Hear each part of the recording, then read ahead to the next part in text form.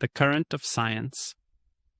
Whenever we witness the remarkable scientific progress of neighboring countries, we cannot help but feel a mixture of admiration for them and quiet concern for Vietnam's future.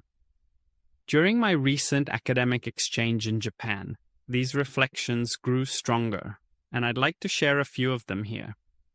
Human civilization is like a flowing river. Wherever people know how to open channels and welcome its current, they receive the fresh, fertile waters that nourish the soil of knowledge, enrich the land, and bring prosperity to their nation. But those who turn their backs on that current are left in stagnation and darkness. Japan's history of modernization illustrates this truth vividly. Emperor Meiji, rather than rejecting the West as a former enemy, boldly embraced its values, work ethic, and intellectual methods to renew his country. In less than a century, Japan rose from isolation to become the world's second most powerful nation by the mid-20th century. Before that, the United States, after gaining independence from Britain, had borrowed heavily from European civilization.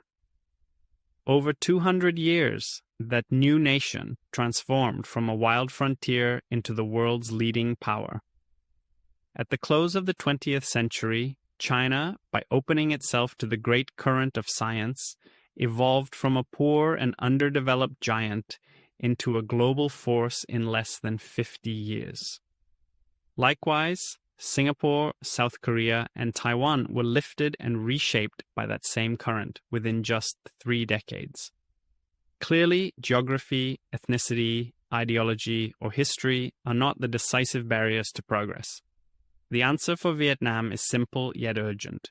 We must open ourselves fully to the global current of science, to welcome, learn, and integrate both domestic and international knowledge, if we wish to advance in step with the world.